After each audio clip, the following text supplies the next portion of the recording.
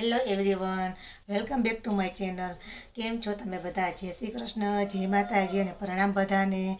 તો હું આજે તમારા માટે લીંબુ સાચવવાની સરસ ટ્રીક લઈને આવી છું. લીંબુ આપણે જ્યારે માર્કેટમાંથી લઈને આવીએ છીએ ને તો આપણે તેને ફ્રીજમાં રાખી દઈએ છીએ. તો આપણે ફ્રીજમાં રાખી તો પણ તે લીંબુ આપણે ચાંદા પડી જાય, કાં કાળા પડી જાય, કાં બગડી જાય છે.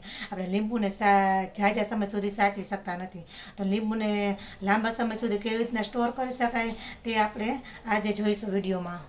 આપણે લીંબુને એકદમ સરસ બાઉલમાં પાણી લઈ અને લીંબુને બધા સરસ ધોઈ લેવાના છે. બધા જ લીંબુ આવી રીતના સરસ સાફ કરી લેવાના છે. અને આપણે ઘણા લોકો શું કરતા હોય છે, લીંબુનો રસ કાઢી અને તેને બરફમાં જમાવી અને તેનો સ્ટોર કરતા હોય છે.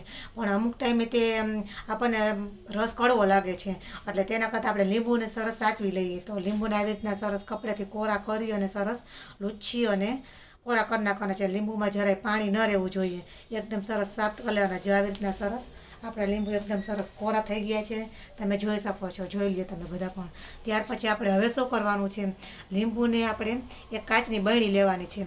તમે કાચની મોટી બરણી હોય તો ભલે, પણ આવી રીતના નાની બરણી હોય, જો તમારે ઝાઝા લીંબુ સ્ટોર કરવા હોય તો તમે મોટી બરણી લઈ શકો છો. આવી રીતના કાચની બરણી લેવાની છે, અને કાં તો કાચનું સરસ ઢાંકણાવાળો મોટો બાઉલ લેવાનો છે. આવી રીતના કાચની બરણીમાં બધા જ લીંબુ સરસ ભરી દેવાના છે, અને આપણે તેનું ઢાંકણું બંધ કરી દેવાનું છે. જો તમે આવી રીતના લીંબુને સ્ટોર કરશો ને કાચની બરણીમાં, તો તમારા લીંબુ મહિના સુધી એવા ને એવા સરસ રહેશે. ત્યાર પછી આપણે ઢાંકણું બંધ કરી અને તેને ફ્રીજમાં રાખી દઈશું.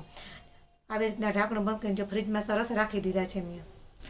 તમે મહિના દિવસ પછી પણ જો આ લીંબુને કાઢશો ને તો એવા ને એવા સરસ લીંબુ તમારા નીકળશે. જો આ મેં 15 થી 20 દિવસ પછી આ બરણી ખોલી છે, અને આપણા લીંબુ જરાય ડાઘ નથી થયો કે નથી બગડ્યા કે ચાંદી પડી. આપણા લીંબુ સરસ એવા ને એવા છે. તો તમે પણ જો આવી રીતના સ્ટોર કરશો તો તમારા લીંબુ પણ આવા જ સરસ રહેશે.